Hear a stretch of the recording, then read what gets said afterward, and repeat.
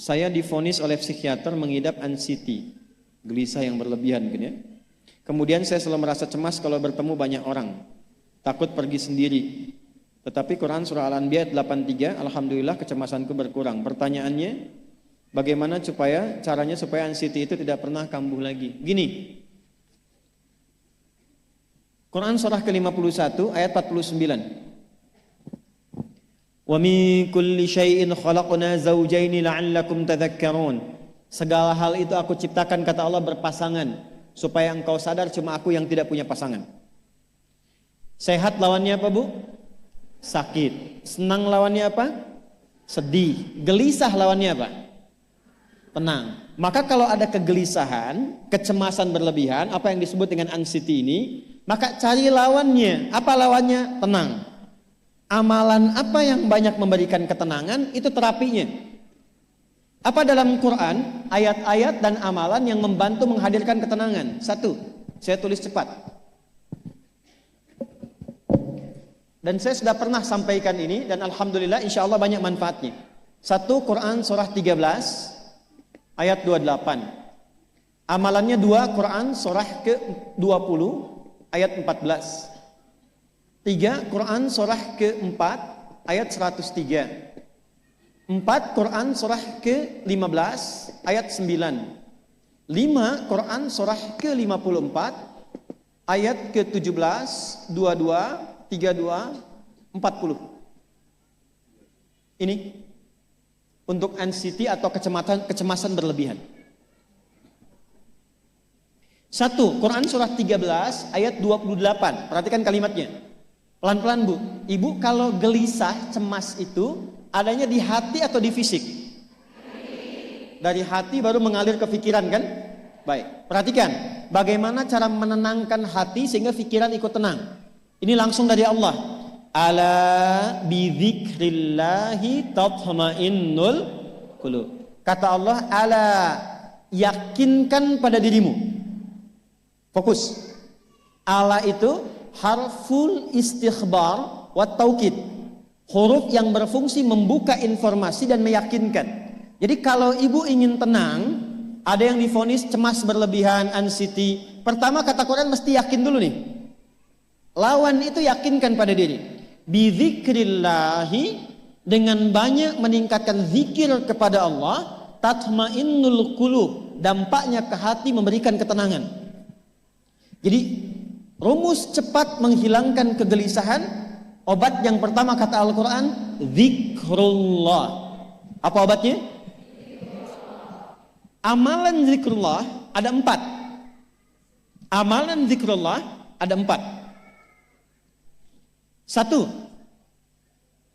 saya lompat dulu ke yang paling cepat, yang paling gampang, yang paling mudah. Quran surah ke-4 ayat 103. فَإِذَا قَضَيْتُمُ الصَّلَاةَ فَاذْكُرُوا اللَّهَ. Maka jika engkau telah tuntas mengerjakan salat, berzikirlah kepada Allah. Ibu kalau sudah salat ada zikir? Ya? Subhanallah, alhamdulillah, Allahu akbar, astagfirullah, ada itu? Hafal ya?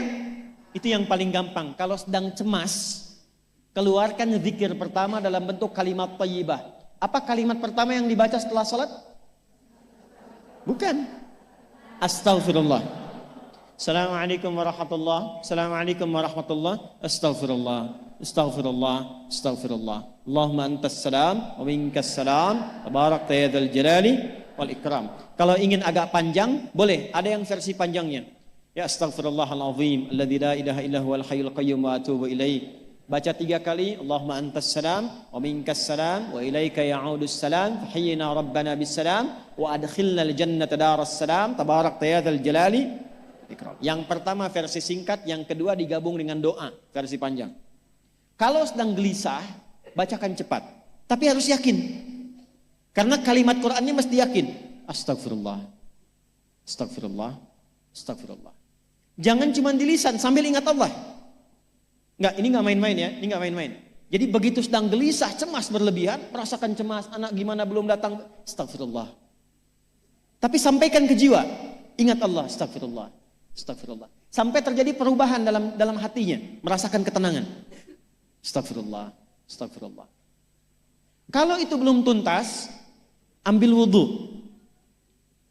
Amalkan yang kedua, Quran surah ke-15 ayat yang ke-9. Inna nahnu nazzalna dzikra wa inna lahu lahafidhun. Dengan keagunganku aku turunkan Al-Quran itu sebagai zikir.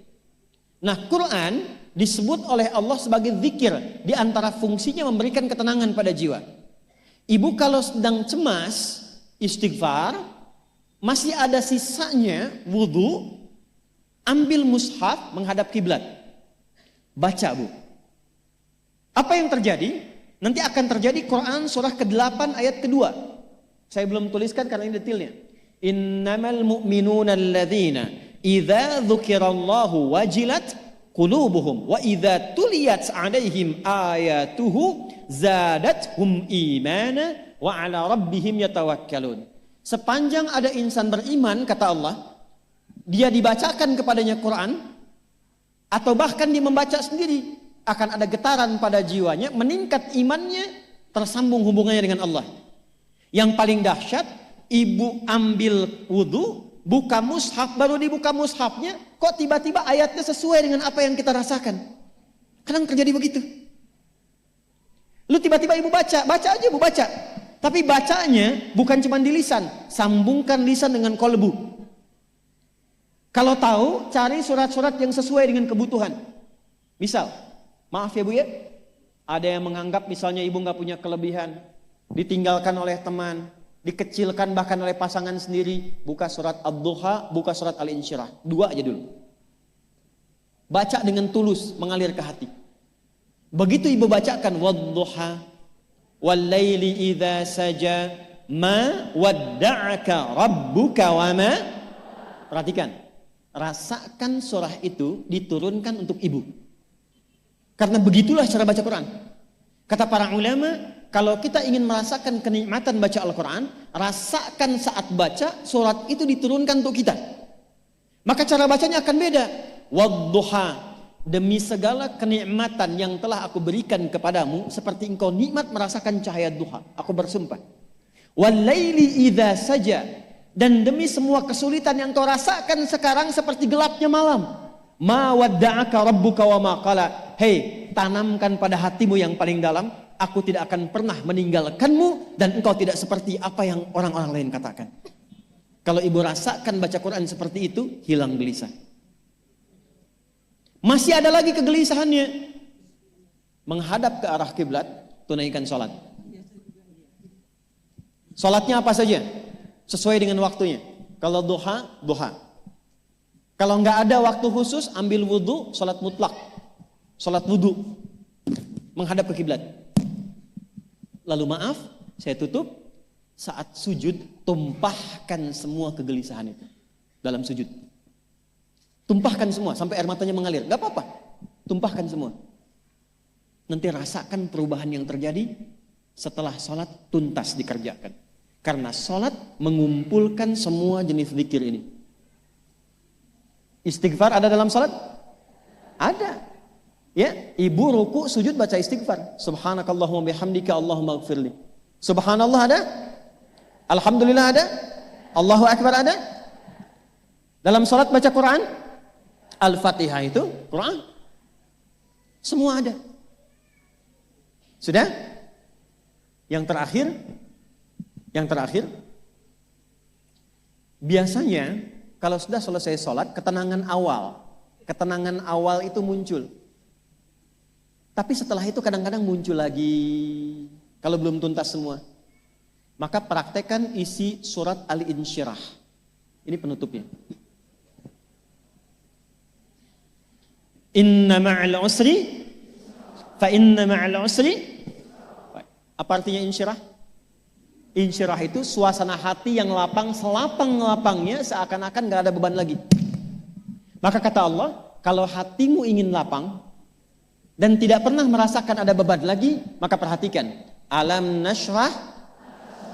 Hei, masa engkau merasa cemas, gelisah dan berlebihan hanya karena masalah yang sekarang kau hadapi? Bukankah dulu banyak ribuan masalah yang telah aku selesaikan? Jadi kalau ibu mengalami masalah sekarang, jangan sampai larut sedih dengan masalah yang sekarang. Yakin dulu pun banyak masalah selesai juga.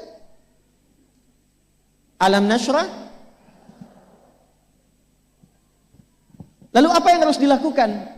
Kata Allah, seberat-beratnya beban, tanamkan keyakinan pada jiwamu. Inna ma'al usri, semua ini pasti selesai. Pasti ada solusinya. Pasti selesai. Inna ma'al usri yusra itu bahasa singkatnya begini, pasti selesai. Pasti tuntas. Yakin Allah sudah jamin pasti tuntas. Jelas? Jadi kalau sedang punya persoalan, yakinkan pada diri kita masing-masing, ini pasti selesai. Insya Allah ada solusinya. Gak mungkin Allah titipkan kalau saya tidak sanggup menjalaninya. La yukallifullahu nafsan illa, maka lakukan yang ini dan secara kontinu. Terapinya ini aja. Terapinya ini aja. Gelisah lagi, zikir lagi. Gelisah lagi, buka Quran. Sampai itu hilang, tapi itu tidak akan pernah hilang kalau ibu gak yakin bisa mengatasinya. Karena itu hurufnya dibuka dengan ala, yakinkan, itu hilang. Jelas?